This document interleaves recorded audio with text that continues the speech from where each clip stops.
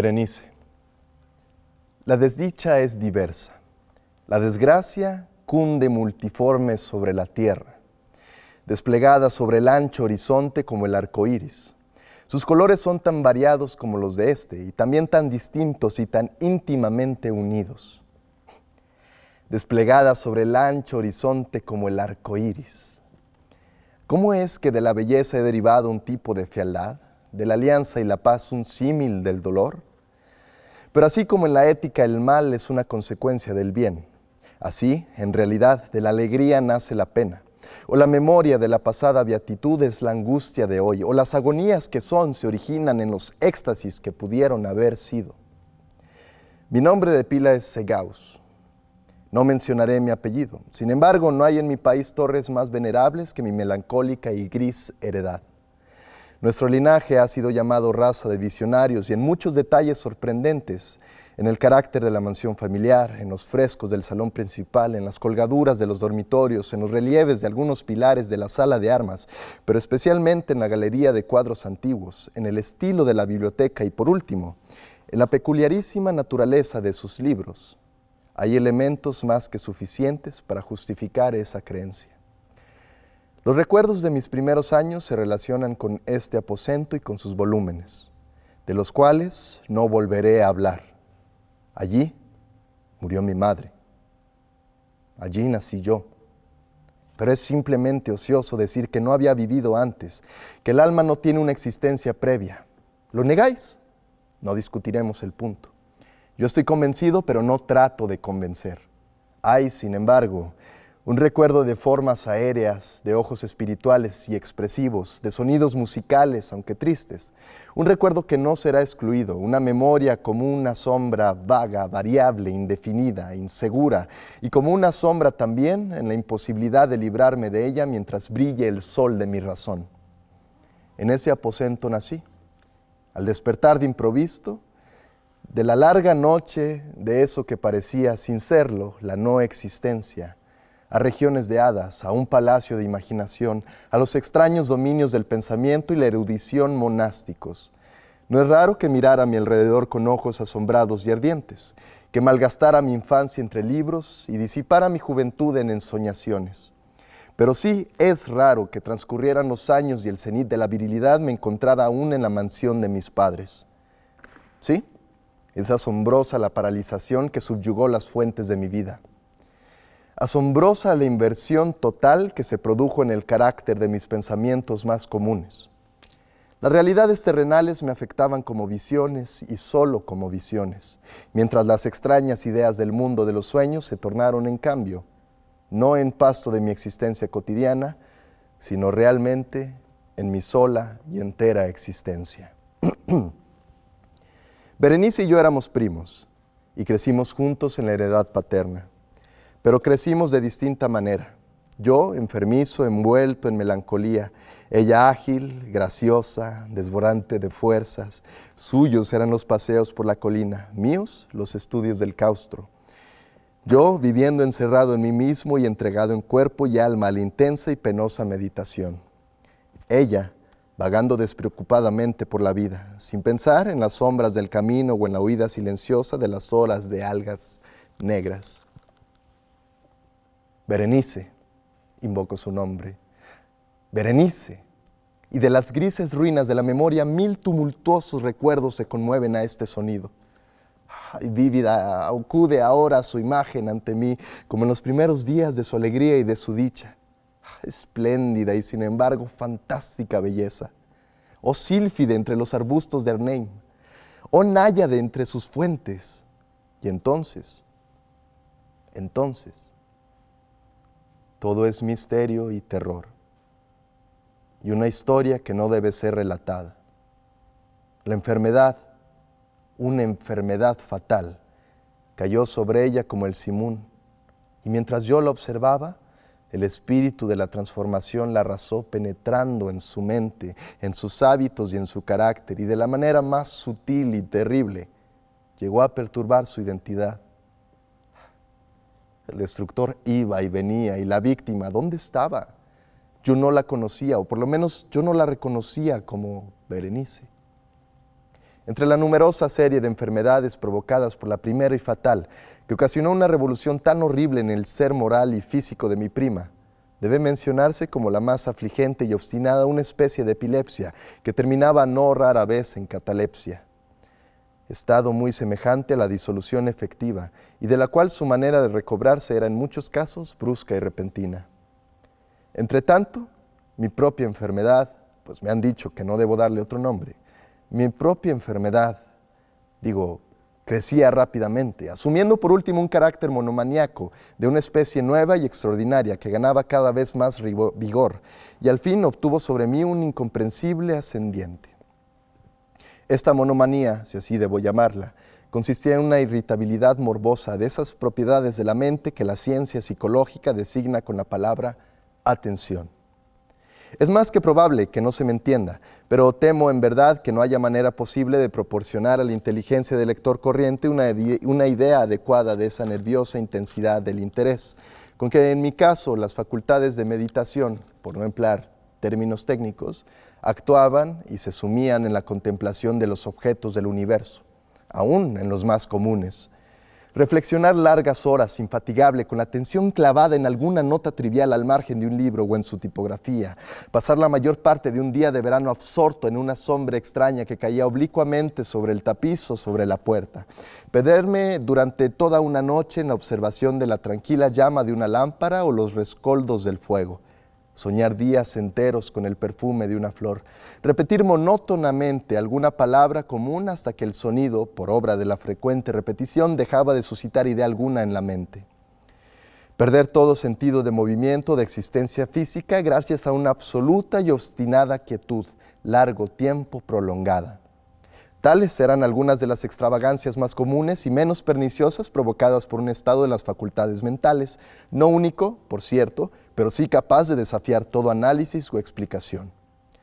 Mas, no se me entienda mal, la excesiva, intensa y mórbida atención así excitada por objetos triviales en sí mismo no debe confundirse con la tendencia a la meditación, común a todos los hombres, y que se da especialmente en las personas de imaginación ardiente.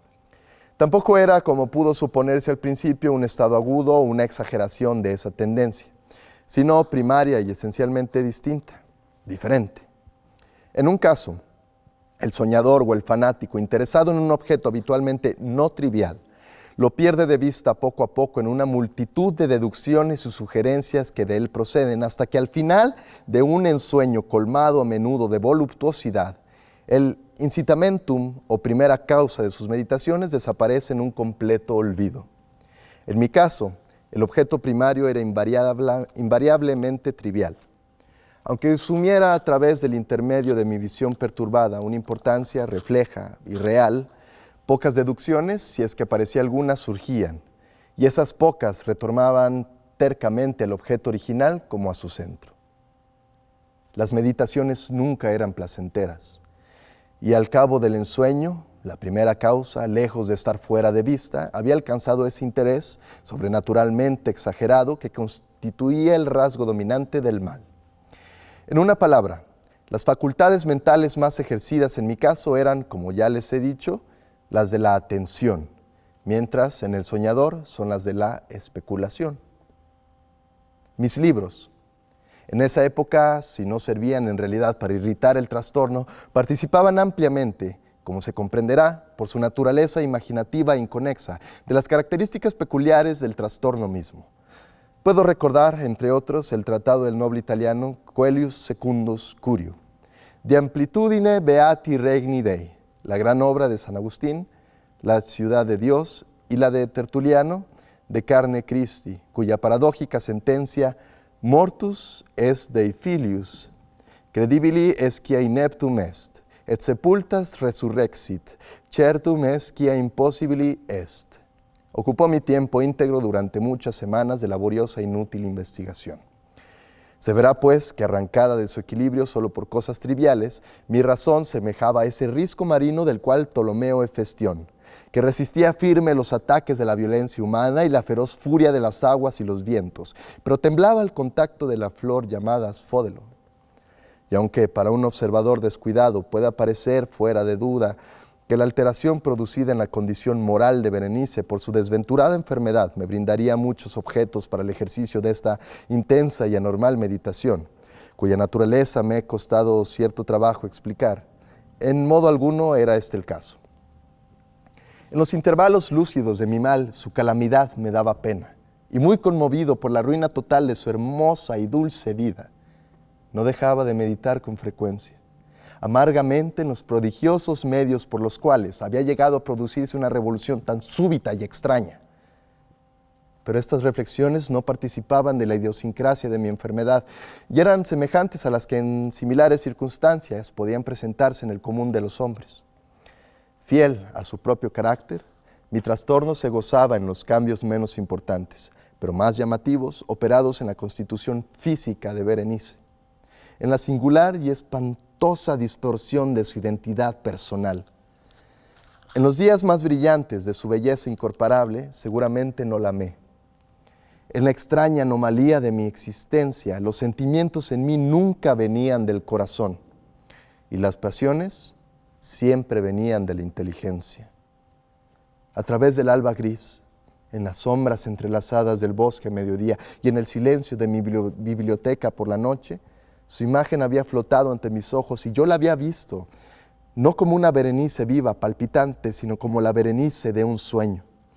No como una moradora de la tierra terrenal, sino como una abstracción. No como una cosa para admirar, sino para analizar. No como un objeto de amor, sino como el tema de una especulación tan absurda cuanto inconexa. Y ahora temblaba en su presencia y palidecía cuando se acercaba. Sin embargo, lamentando amargamente su decadencia y su ruina, recordé que me había amado largo tiempo y en un mal momento le hablé de matrimonio. Y al fin se acercaba la fecha de nuestras nupcias cuando, una tarde de invierno, en uno de estos días intempestivamente cálidos, serenos y brumosos que son la nodriza de la hermosa Alción, me senté, creyéndome solo, en el gabinete interior de la biblioteca. Pero alzando los ojos vi ante mí a Berenice. Fue mi imaginación excitada, la influencia de la atmósfera brumosa, la luz incierta, crepuscular del aposento, o los grises vestidos que envolvían su figura, lo que le dieron un contorno tan vacilante e indefinido? No sabría decirlo. No profirió una palabra y yo por nada del mundo hubiera sido capaz de pronunciar una sílaba. Un escalofrío helado recorrió mi cuerpo. Me oprimió una sensación de intolerable ansiedad. Una curiosidad devoradora invadió mi alma y reclinándome en el asiento permanecí un instante sin respirar. Inmóvil, con los ojos clavados en su persona. Su delgadez era excesiva y ni un vestigio del ser primitivo asomaba en una sola línea del contorno. Mis adoradas miradas cayeron por fin en su rostro. La frente era alta, muy pálida, singularmente plácida, y el que en un tiempo fuera cabello de azabache caía parcialmente sobre ella, sombreando las hundidas sienes con innumerables rizos, ahora de un rubio reluciente, que por su matiz fantástico discordaban por completo en la melancolía dominante de su rostro.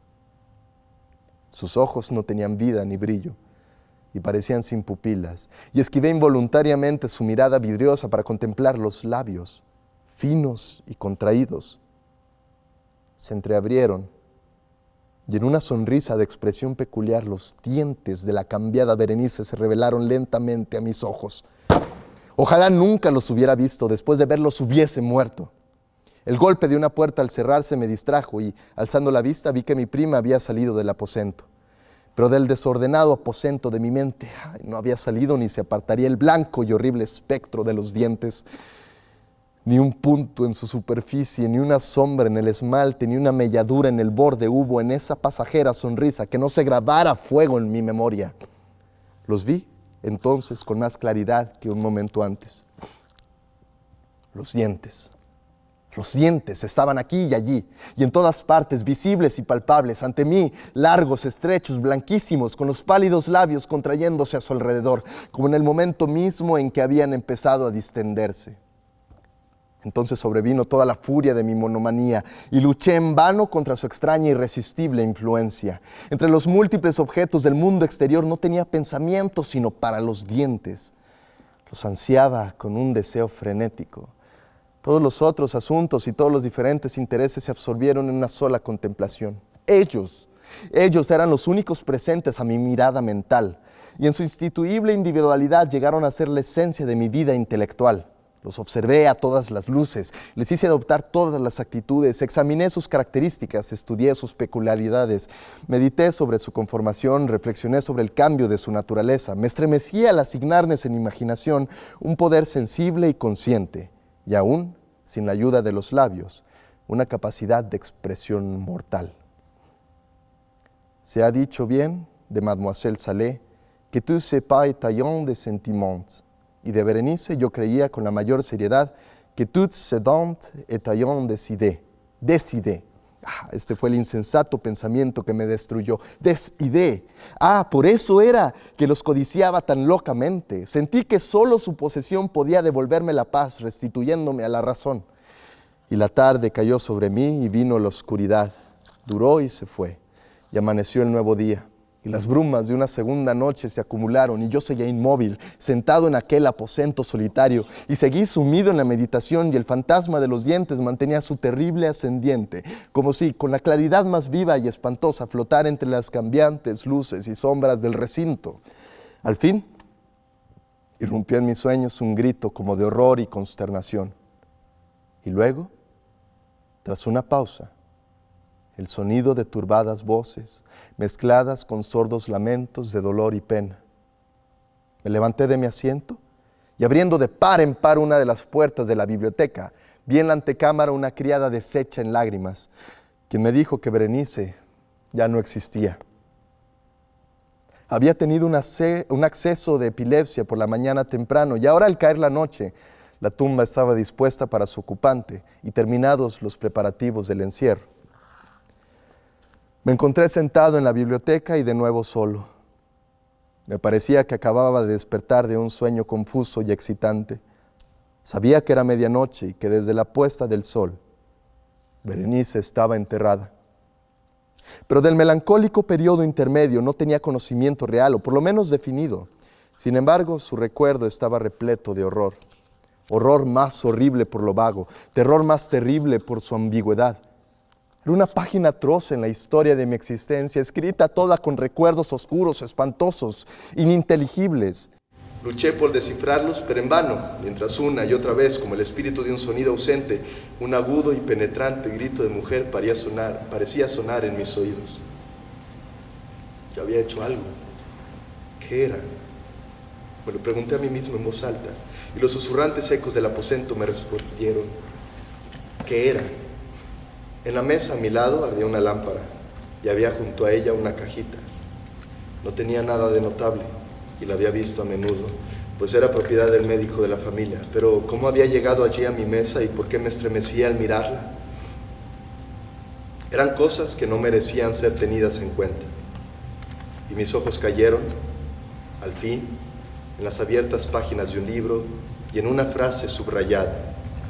Dicebant mihi sodales si sepulcrum amicae visitarem, curas meas aliquantulum fore levatas. ¿Por qué pues al leerla se me erizaron los cabellos y la sangre se congeló en mis venas?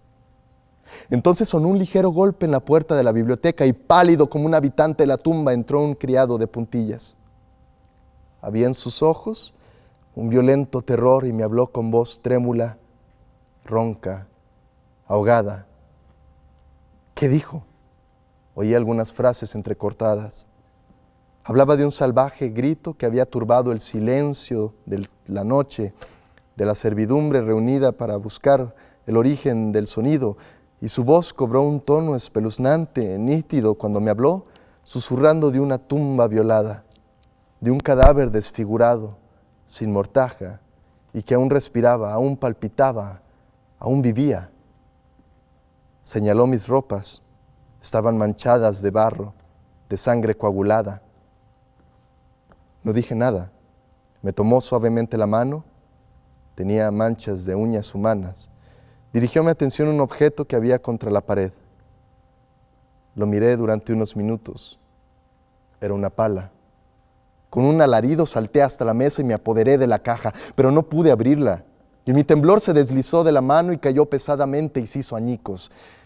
Y de entre ellos, entrechocándose, rodaron algunos instrumentos de cirugía dental, mezclados con 32 objetos pequeños, blancos, marfilinos, que se desparramaron por el piso.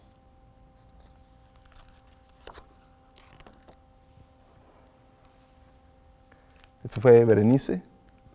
Muchas gracias y recuerden lavarse las manos constantemente.